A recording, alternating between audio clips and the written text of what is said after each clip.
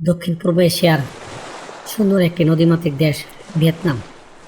আর এখানে দুপুরে যখন কৃষকটি বিশ্রামের জন্য মহিষটিকে একটি গাছের নিচে বাঁধল, বাঘটি তখন ঝোপের আড়াল থেকে বের হয়ে মহিষের কাছে এলো। বাঘটি জিজ্ঞাসা করলো, হে মহিষ ভাই, তোমার শরীর এত বড়, এত ধারালো শিং, এত শক্তি, তোমার এত শক্তি থাকতে তুমি কেন এই পুচকে মানুষের গোলামি করছো? সে তোমাকে মারছে, খাটাচ্ছে, তাও তুমি তার কথা শুনছো কেন? মহেশটি দীর্ঘশ্বাস ফেলে বলল, বাঘ ভাই, মানুষের গায়ের জোর তো কম নয়, কিন্তু তার কাছে এমন এক জিনিস আছে যা এই বনে অন্য প্রাণীর নেই। সেটির নাম হলো বুদ্ধি। এই বুদ্ধির জোরে সে আমাদের সবাইকে শাসন করছে। বাঘটি বড় বড় চোখ করে বলল, বুদ্ধি? এটা আবার কি জিনিস? সারা এক মুহূর্ত দেরি না করে সোজা কৃষকের সামনে গিয়ে হাজির হলো। গর্জন করে বলল, ওহে মানুষ, আমি শুনতে পেয়েছি তোমার নাকি বুদ্ধি নামের একটা জিনিস আছে। দয়া করে আমাকে তোমার ও সেই বুদ্ধিটি একটু দাও, নয়তো আমি তোমাকে এখনই এক ঘ্রাসে খেয়ে ফেলব। কৃষকটি প্রথমে খুব ভয় পেয়ে গেল, কিন্তু সে চটপট করে নিজের মাথা ঠান্ডা রাখল।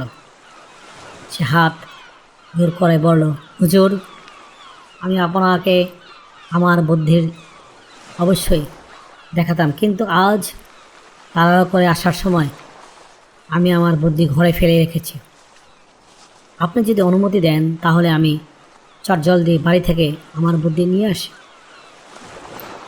বাঘটি বেশ খুশি হয়ে বলল, হ্যাঁ, জলদি যাও। কৃষকটি তখন 2 কদম গিয়ে আবার ফিরে এলো, বলল, কি বাঘ ভাই, আমি যখন বুদ্ধি আনতে যাব তখন আপনি যে আমার এই নিরীহ মহিষটিকে খেয়ে ফেলেন, তাই আমি আপনাকে এই গাছের সাথে একটু বেঁধে রেখে যেতে চাই।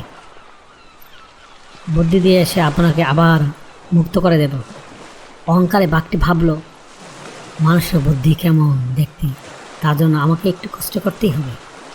তাই সে রাজি হয়ে গেল। কৃষকটি তখন তার শক্ত লাঙ্গল টানার দড়ি দিয়ে বাঘটিকে গাছের গড়ির সাথে পেঁচিয়ে খুব শক্ত করে বেঁধে ফেলল, যাতে সে এক চুল নাও নড়তে পারে। বাঘটিকে শক্ত করে বাঁধার পর কৃষকের রূপ এক নিমেষে বদলে গেল। সে বাড়ি যাওয়ার বদলে খেতে খড় কুড়িয়ে এনে বাঘের শরীরের চারিদিকে স্তূপ করে রাখলো। এরপর সে আগুনে ধরিয়ে দিল। আগুনের লেলিহান শিখা যখন বাঘের গায়ের দিকে এগোতে আসছে, বাঘটি ভয় আর ব্যথায় চিৎকার করে উঠল, এ কী করছো মানুষ, তুমি তো বুদ্ধি আনতে গিয়েছিলে। কৃষকটি তখন হেসে বলল, হে নির্বোধ বাঘ, এটাই হলো মানুষের বুদ্ধি। গায়ের জোরের চেয়ে যে বুদ্ধির যোগ কম বেশি তা এবার ভালো করে টের পাও। আগুনের তীব্র উত্তাপে বাঘের গায়ে সেই শক্ত দাড়িগুলো উঠতে শুরু করল।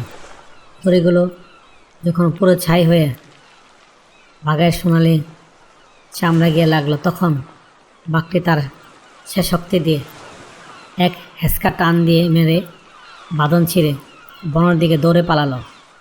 নদীর পানিতে ঝাঁপ দিয়ে সে নিজের জীবন বাঁচালো বটে, কিন্তু ততক্ষণে অনেক দেরি হয়ে গেছে। নদী থেকে উঠে বাঘটি নিজের শরীরের দিকে তাকিয়ে স্তব্ধ হয়ে গেল। দড়িগুলো পুড়ে তার সোনালি গায়ের চামড়ায় এমনভাবে বসে গিয়েছিল যে সেখানে চিরকালের জন্য কালো কালো পোড়া দাগের সৃষ্টি হলো। আর সেই দিন থেকে বাঘেদের সেই সুন্দর সোনালি রং হারিয়ে গেল। তাদের শরীরে জন্ম নিল এক ডোরাকাটা দাগ। ভিয়েতনামের এই চমৎকার প্রাচীন গল্প আমাদের এই শিক্ষা দেয়, অহংকার এবং অতিরিক্ত কৌতূহল মানুষকে বা যে কোনো প্রাণীকে বিপদে ফেলতে পারে। আর শারীরিক শক্তির চেয়ে মানসিক শক্তি এবং বুদ্ধির জোর সবসময় অনেক বেশি হয়। বুদ্ধি থাকলে যে কোনো বড় বিপদ বা শক্তিশালী শত্রুকেও সহজে কাবু করা যায়। হ্যালো বন্ধুরা, আজকের গল্পটি কেমন লাগলো কমেন্টস করে নিচে জানিও। আমাদের সাথে থাকতে হলে আমাদের চ্যানেলটি এখনই সাবস্ক্রাইব করো। আবারও দেখা হবে অন্য কোনো গল্পে। Thank you for watching. Please subscribe.